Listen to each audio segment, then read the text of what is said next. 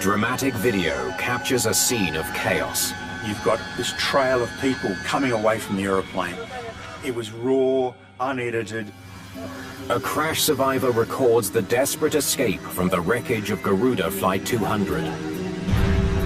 Huge explosions going off, big plumes of black smoke. What sent the Indonesian airliner careening off the runway? We don't deal in speculation, we want facts. There was intense pressure to deliver. Investigators must accept a shocking explanation for the crash.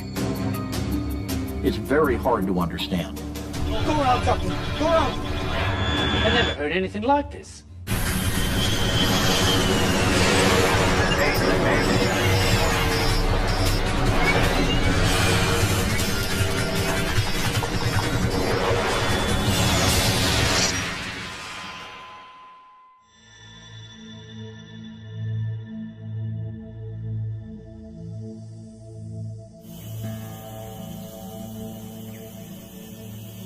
It's early morning on the Indonesian island of Java.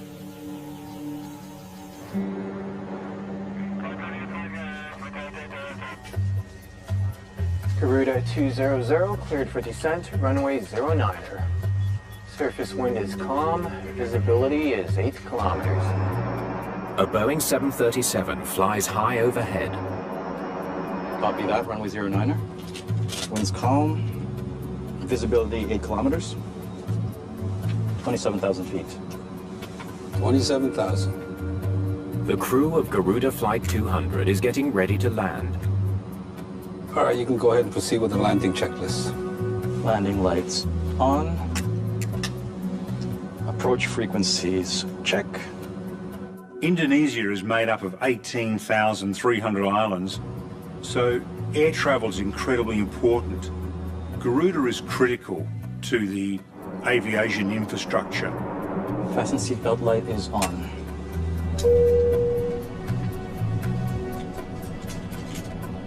There are 133 passengers in the cabin. They're nearing the end of a short flight from the Indonesian capital of Jakarta, 265 miles southeast to the city of Yogyakarta. Most of the passengers are Indonesian, but there's also a group of Australian journalists. They're covering a state visit by Australia's foreign minister, who's traveling on another plane. Relationship between Australia and Indonesia are often strained. So whenever a minister, a head of state, visits that country, there's a heightened interest from the media, and so we had a large media contingent following. Kyle Quinlan is also headed to Yogyakarta. He's an Air Force security officer, part of the foreign minister's advanced security team. I was working for 34 VLP Squadron. They're the guys who look after the security for Prime Minister, the heads of government and stuff like that. We had to travel internally on civilian aircraft. The plane is about 15 minutes from touchdown. The speed is 320 knots. Okay, when we're cleared, we approach runway 9, course 088. Captain Muhammad Marwoto Kumar has been with Garuda for 21 years. Approach flaps 40, auto brake 2. With airspeed approximately 141 knots. On landing, parking stand to the left. As they near the airport, he briefs First Officer Gagam Rakeman on the final steps needed to get their plane on the ground. Understood. Approach briefing complete. This was a typical day out for these pilots. Captain was very experienced, the co-pilot a little bit less experienced, but certainly just another day at the office. A short flight, easy.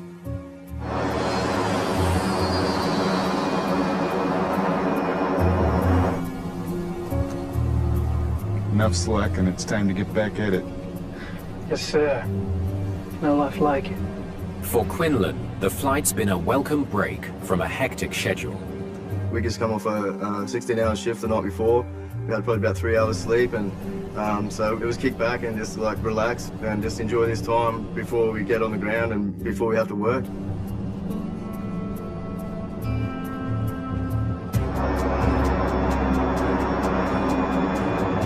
The plane is less than 15 miles from the airport. Whoa, strong wind. They hit some slight turbulence. What will challenge you in tropical latitudes close to the equator is the fact that the weather there has a greater exchange of heat, and therefore you're going to get more wild winds. And you've got to be on your toes as a pilot. Garuda 200, you're clear to approach runway 09er. Let me know when you have the runway in sight. Copy that. The bumpy ride doesn't alarm the experienced captain. Flaps 1. He continues with the landing approach Flaps 1. and calls for the flaps to be extended. Flaps increase the wing's surface area, adding the crucial extra lift needed at slower speeds. Gear down. Gear down.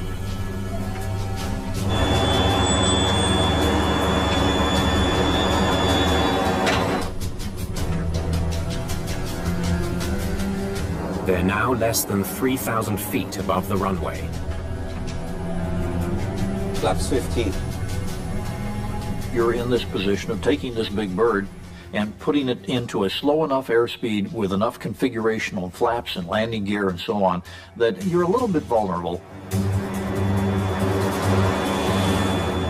As the plane descends, Quinlan begins to feel uneasy. His Air Force training tells him something's not right. When you travel on aircraft so frequent, you become aware of your surroundings, and for me it was when we were just standing and looking out the window and thinking we're not supposed to be at this height for how fast we were going. Something's off, huh?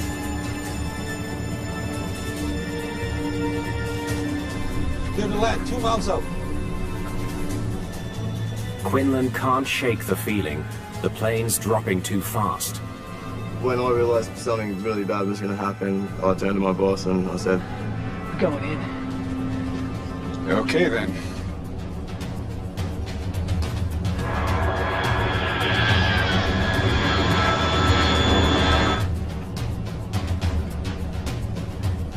what can you do? You're stuck here, you know, like there's nothing that you can do except for tighten up the seatbelt and just hang on and just ride this out, and hopefully we make it, you know.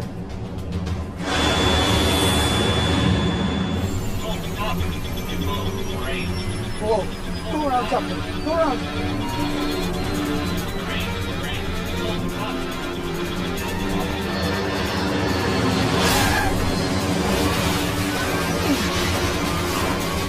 We landed and we bounced.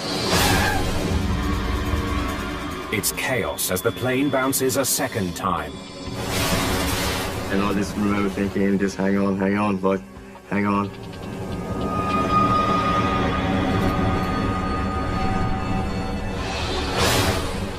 Then a third impact, and the plane isn't stopping. We're scraping on the belly. I can hear the wings, the engines, everything.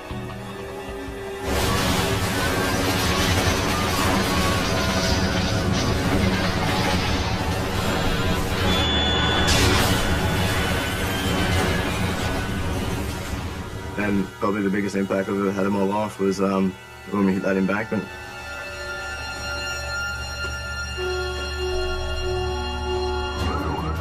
Emergency crews race towards the crash site, but the 737 has careened off the runway into a swampy rice field. Getting vehicles to the site won't be easy.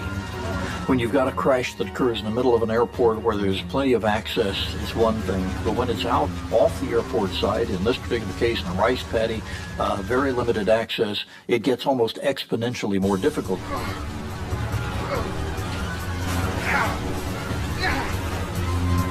Many passengers are badly injured, and fire is spreading fast. Kyle Quinlan realizes there's no time to wait for rescue. Once we pulled up, I could still operate, and to see so many people who were busted up and couldn't do anything, I needed to do something and help these people out.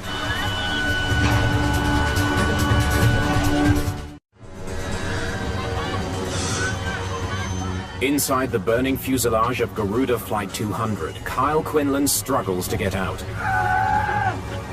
Fire is blocking the nearest exits. The whole plane is just, there's all just the glow and the heat coming from the right side of the aircraft.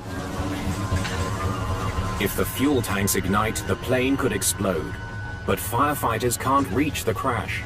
Anytime you've got the possibility of fuel, you need fire suppression right there, right now, because you've got massive flames at 1800 degrees, and you've got a lethal situation. Quinlan still can't get out. Turn to the left, jump across, grab the emergency exit with another Indonesian guy and crack the emergency exit. Passengers scramble out of the door. People are climbing over each other, and it was pretty wild scene. We've got to get you out of here, now! Quinlan's sergeant, Michael Hatton, is too badly hurt to get off the plane without help. He was unconscious and falling in and out of consciousness, so I carried him out, jumped off the left wingtip into a rice paddy, and then so we sunk up to sort of knee-deep in water, about 100 metres away from the aircraft. As a hut, I just grabbed my boss and carried him there. I'm all right, yeah. I'm all right. I can't. My arm. You all right here? I can see his injuries. They're not life-threatening. Said, look, you'll be right here. I'm coming back for you. You'll be right. Coming back. Off I went and went back to the plane. Freelance cameraman Wayan Sukada also makes his way off the plane. He soon begins capturing dramatic images of the aftermath. We've got the cameraman grasping for breath. We've got him staggering around away from the aeroplane, filming as he went. And you've got this trail of people coming away from the aeroplane. It was raw, unedited, and it was a real sense of being there.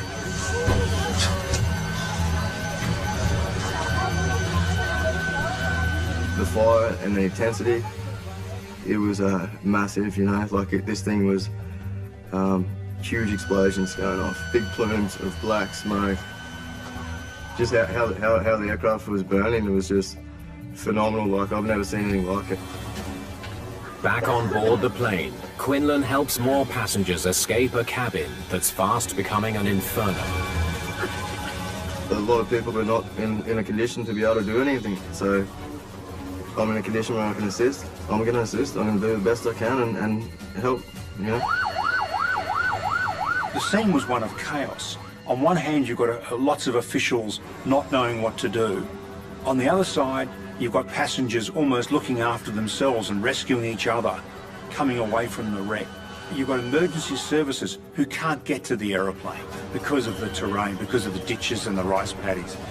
It really was chaotic. Of the 140 passengers and crew on board, 21 people have been killed. Clearly, you knew that people were not going to survive this. It's almost a miracle that so many did survive. Sukada keeps rolling as crash survivors, including Kyle Quinlan and Michael Hatton, arrive at a nearby hospital. Australian Air Force. Air Force.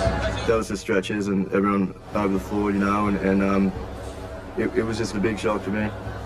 Just so many people. Within hours, Sukada's dramatic footage is broadcast around the world. The public response to that footage was overwhelming. Millions and millions of hits on YouTube. Television stations around the globe picked it up, and it was repeated continuously for days after the crash.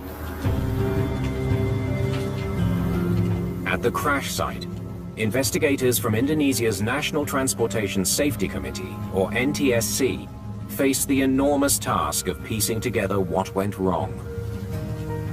Aircraft debris is spread all along the plane's deadly trajectory, from the runway to where it came to rest in the rice field. An airplane is basically an aluminum eggshell. It is incredibly strong when it's used the way it's designed to be used. but if you skid it off a runway at high speed, it's not going to stay together. Alan Stray of the Australian Transport Safety Bureau joins the investigation. What do you got so far? We have to establish where did it touch down, were there any runway marks, did it bounce, did it skid, what are the distinguishing features on the runway that may help us build a picture of what was happening at the time of the accident. Let's get the full team out to runway 9. Stray knows that the relatives of the dead are already demanding answers. Because there were so many international people on board this aircraft, some of whom had died, there was intense pressure to deliver. Investigators search for clues to explain why Garuda Flight 200 bounced off the runway and crashed. Looks like they hit pretty hard. They discover gouges and shattered pieces of landing gear on the runway, clear signs that the plane slammed down with unusual force. The nose wheel digging in and fracturing was indicative of a very hard G-force on that impact. It's also clear the plane hit the runway more than once. More skid marks here. The idea of walking the site is to establish the sequence of the events. First impact here. Being very careful not to disturb any perishable evidence. So, 1, 2, 3, then off the end of the runway. There was a lot of questioning and trying to establish why did the aircraft bounce. Hang on a minute. The location of the first skid mark gives investigators a crucial lead. How far are we from the threshold of the runway? 860 meters. Yikes, that's more than a third of the runway. It landed long, it didn't touch down till a long way into the runway. The distance of the touchdown from the threshold raised serious questions in the minds of the investigators. So, he comes in long, he hits hard, and bounce. Let's gather up as much weather data as we can. We're very keen to establish, was there a weather situation, a wind or a downdraft, a strong tailwind? Stray suspects wind shear might explain what he sees. Like this, and like this. Wind shear can produce violent updrafts and downdrafts that are impossible to fly through. Close to the ground, it can be deadly. Especially in the age of climate change, we've got more and more violent winds, gust fronts, downdrafts, things of this nature, and sometimes microbursts. Investigators check with tower controllers to find out what kind of weather the pilots were facing as they descended toward the airport. Here, take a look. Surface winds were completely calm. The weather data shows there were strong winds at high altitudes. But the winds near the runway were calm. There's no sign of the kind of downdrafts that could force a plane to the ground. That wind tapered right off, and there was ample time for the crew to establish the aircraft in a stabilised approach from 1,000 feet. Indonesian police launch a criminal investigation into the accident. They bring the captain in for questioning. For crash investigators, the move has unfortunate consequences. I really have nothing more to say. I'm sorry. In cases where the investigation becomes criminalised, and particularly when that happens early on, if we have police involved or lawyers involved, We did everything by the book. That can intimidate people, and it can lead to them not cooperating effectively with investigators. With the flight crew under criminal suspicion and reluctant to talk, investigators must look for other leads. Downloading the plane's black boxes, or flight recorders, is now a top priority. Investigators quickly recover them from the wreckage and send them for analysis. All right, let's get these to the lab. So the flight recorders are vitally important It's important to get as much information from them, early information, so that it may direct the thrust of the investigation. Without that data, we're screwed. Meanwhile, investigators focus their attention on the crash site. Every detail is a possible clue. What I want to know is why they didn't stop at the end of this runway. The investigation was initially concerned about the touchdown point and the remaining distance on the runway. Is that the runway map? They wonder if after coming in long, the plane simply didn't have enough runway left to stop safely. Even with a 2 or 3 mile runway, you've got a finite patch of concrete on which to land an airplane. He touched down here, 860 meters from the threshold. Now that gives him just over 1,300 meters to stop. The runway in Yogyakarta is shorter than the runways at many other international airports. But even though the pilots touched down late, Stray calculates they still had enough room to stop their plane. He had more than enough runway. The length of the runway was completely adequate for a Boeing 737 landing. Investigators need to dig deeper. We need to know why this plane didn't slow down once it was on the ground. I want to take a close look at everything. They begin a painstaking analysis of the major mechanical systems on the 737, especially those designed to help the plane slow down and stop on landing: brakes, spoilers, and thrust reversers. Was there a mechanical failure? Looking at the performance of the aircraft, was it physically possible for the aircraft to stop? The careful analysis of the plane's mechanical systems provides a potential breakthrough. I think we got something here.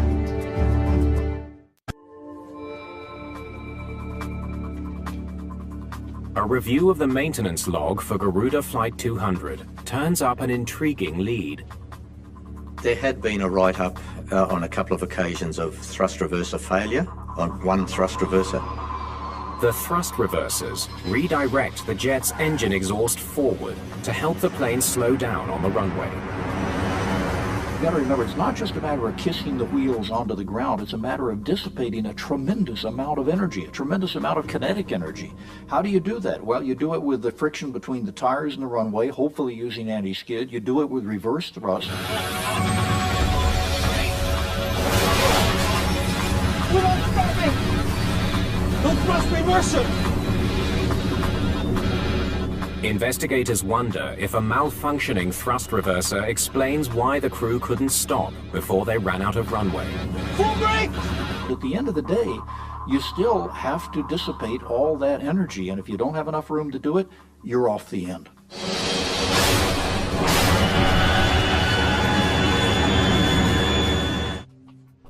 But it's another dead end. According to the maintenance records, the faulty thrust reverser was repaired before Flight 200 took off. Looks like they fixed it. That had been rectified prior to this flight departing from Jakarta, and so there was no paperwork evidence of a failure.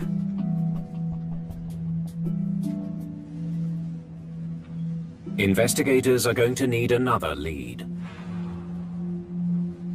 We don't deal in speculation, we want facts. The facts so far are limited. The 737 careened into a rice field after slamming to the ground almost a third of the way down the runway. The question is, why? Was the plane configured properly? Perhaps there was something wrong with the wing flaps pilots rely on for landing. The flap system on a modern jetliner like a 737 create greater lift. And that means that we can approach an airport, or we can take off from an airport with a much lower and safer airspeed. The team scrutinizes the mechanical rods or screw jacks that move the flaps. We needed to look at the flap setting. What flap setting can we establish from the wreckage? We measured the screw jack extension to establish what the flap setting was. What they find is astonishing. Doesn't look like the flaps are all the way out. The screw jacks show a flap setting of just 5 degrees, not nearly enough for a safe landing. We just could not believe that the aircraft would have landed with only 5 degrees. To provide enough lift on landing, the flaps of a 737 are usually extended step by step from 0 all the way to 40 degrees as the plane slows and descends towards the runway. It's hard to overstate the value of the flap systems on a modern jetliner. Investigators aren't sure how the flaps ended up at only 5 degrees. The flap mechanism was damaged in the crash and may have moved on impact. To be certain of how the flaps were set, they need to know what's on the flight recorders. We need that data from the black boxes. Some of that data is proving elusive. Australian technicians have been unable to download the cockpit voice recording. It's a huge blow. If you don't have access to the CVR for whatever reason, then it's very difficult to understand what went on in the cockpit. Desperate to hear what's on the device, investigators send it to the US manufacturer, hoping experts there can recover the recording. So steps were taken to hand carry the recorder to the factory so that the data could be downloaded. Crash investigators are having better luck with the second black box, the flight data recorder. They've managed to download all of its stored information. We were able to get information about the flap settings, the speed on the approach, the thrust reverser deployment, the dynamics of the approach and landing itself. The data reveals the 737 was coming in for its landing blazingly fast. Flight 200 hit the ground at over 250 miles an hour, more than 100 miles an hour faster than normal. We're not stopping! This is a ridiculous amount of speed to approach an airport with the intent of landing. The plane's speed at impact is so fast, it bounces twice before skidding into the rice field. The speed of the aircraft on short final and on touchdown is so excessive, there was no way it was going to stop. But why did the pilots touch down on the runway at such a catastrophically high speed? Pull up the data for the flaps, would you please? There. The flaps were set for 5 degrees. Never more than 5 degrees. The data confirms what the screw jack suggested to investigators. The flaps on Flight 200's wings were in a bizarre position, one that is never used during landing. It's not operational procedure to land with flaps 5 unless there is a jammed flap and it cannot be extended. Investigators are left with an alarming possibility: that the plane crashed because the pilots touched down without performing one of the most critical steps needed for any landing. To hear an airplane that has been in an accident because of overrunning the runway had a flap setting of only 5 in a 737 is very disturbing. Why the crew failed to set their flaps properly remains a troubling question. Meanwhile, media reports erode public confidence in Garuda Indonesia Airways. The accident affected negatively Garuda's reputation, but they had had other problems in the past. In 2002, Garuda Flight 421 was forced to ditch in a small river after both engines flamed out. And in 1997, Garuda Flight 152 slammed into a ravine, killing all 234 people on board. Garuda's record at that stage was just a series of accidents and incidents with large numbers of people losing their lives. In the wake of this latest disaster, Garuda is banned from landing at any airport in the European Union. The fate of Indonesia's national airline could be at stake if investigators can't figure out what went wrong on board Garuda Flight 200. Finally. After a painstaking data recovery process, investigators can finally listen to the cockpit voice recording from Garuda Flight 200. Fortunately, the recorder specialists at the laboratories are a tenacious breed, and they do not give up easily. But will the sounds captured in the cockpit shed light on the decisions and actions of the flight crew? Okay, let's hear it. Okay, when we're cleared, we approach runway 9, course 088. Investigators listen as the crew discusses their plans for landing. What you're doing is listening for the atmosphere and the tone, the ambience, if you like, in the cockpit. Approach flaps 40, auto brake 2, with airspeed approximately 141 knots. On landing, parking stand to the left. Now they know they need 40 to land, but they only get 5. What's going on? Approach briefing complete. At first, there's no sign the crew is worried. The captain certainly doesn't sound stressed. Then the first hint that something is going wrong. Looks like we're not going to hit the glide slope. The plane is too high for this distance from the airport. Gotta get down a little faster.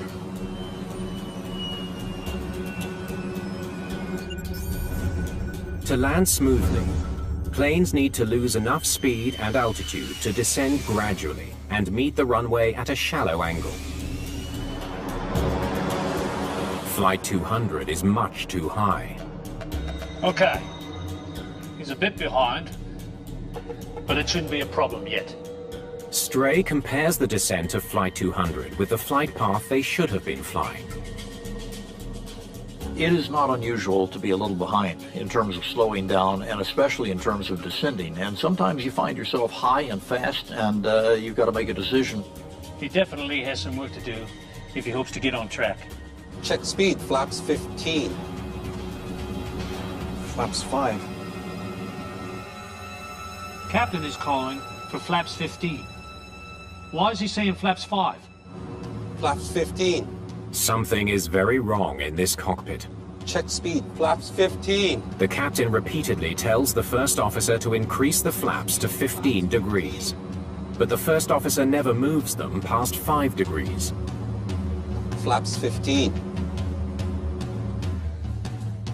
It's like they're not even in the same cockpit. Landing demands precise crew coordination. But as they speed towards the runway, the captain and his first officer seem to be ignoring each other. There's a lot of evidence that this crew was not thinking it through. They weren't situationally aware. They weren't communicating. Okay, first things first. Why did the first officer ignore the captain and leave the plane at flaps 5? It's very perplexing. If you've got professional pilots, we can make mistakes, but usually that's why we've got 2 people up there, so one catches the other. Investigators suspect the high speed at landing explains the first officer's decision not to increase the flap setting. Way too fast for flaps 15. Flaps can be damaged by excessive drag. And when the captain calls for flaps 15, the plane is speeding at over 250 knots. Much too fast to safely extend the flaps any further. Flaps 15. The plane is moving so quickly that wind drag could tear the flaps right off the wings if the flaps are extended past 5 degrees. I can very well understand why the first officer did not comply on going to flaps 15. They're grossly overspeeding flaps 5. The first officer was exactly right in not putting them down. All right, they were moving too fast to deploy the flaps. But why didn't the first officer say something? Tell the captain to slow down. One of the issues was that he didn't communicate his reasoning for not responding to those commands for flap 15. He didn't communicate that to the captain. When you take a pristine Monday morning quarterback look at this, regardless of airline, regardless of culture, it's very clear that the co-pilot should have said, "Captain, I got the airplane." But what it tells me here is that this co-pilot did not feel that he could speak up one way or another. Even more bizarre, why didn't the captain react to the loud alarms sounding in the cockpit just moments before the first impact? Go around, Captain! Go around! Landing checklist completed, right? It's a tough one to ignore. There's nothing subtle about it. The ground proximity warning is a clear signal to a pilot that he's flying dangerously low. Well, there were 15 ground proximity alerts and warnings during that final stage of the approach. When a crew member hears that, there should be instant action. Instead of aborting the landing, the captain does something that baffles investigators. Go around, Captain! Go out! Landing checklist completed, right? He asks the first officer if the landing checklist is complete. Landing checklist? I never heard anything like this. When the co-pilot called for the captain to go round and the captain responded, landing checklist complete, it was just something that we could not understand. I was appalled. This was industry worst practice for crew resource management.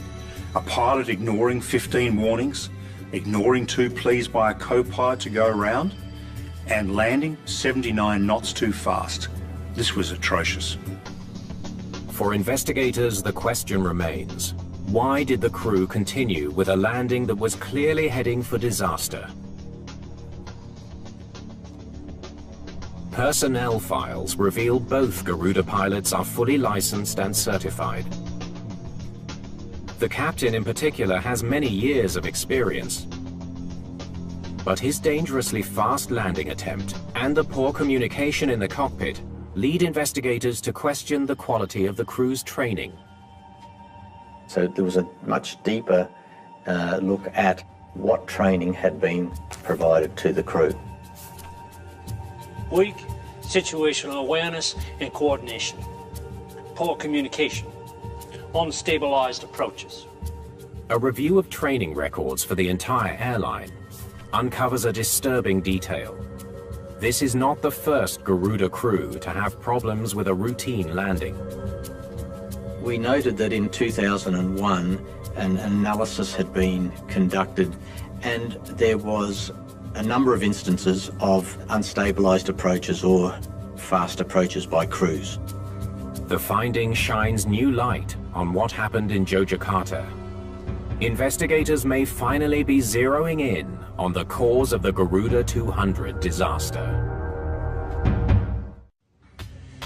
Play that last bit again for me, would you please?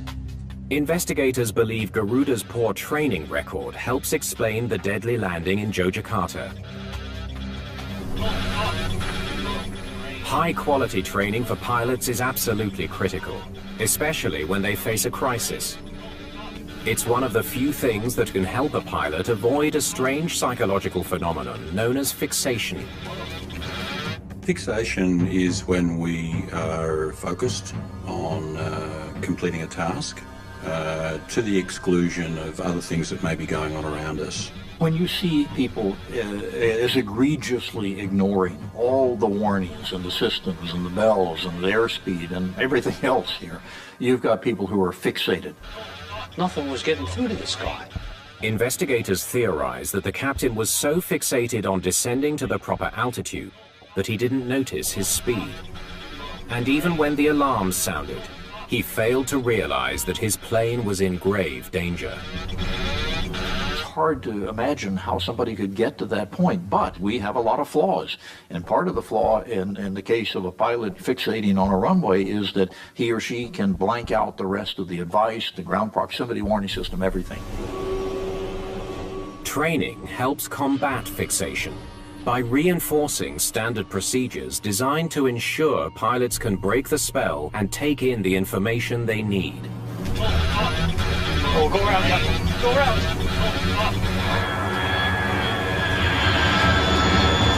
Go around. Landing checklist completed, right? Better training might also have helped the first officer overcome his reluctance to correct the captain's mistake. Without question, if the captain wasn't going to respond by going around, which is what he should have done instantly and hearing whoop whoop pull up, the co-pilot should have said, "I've got it," and done the same thing.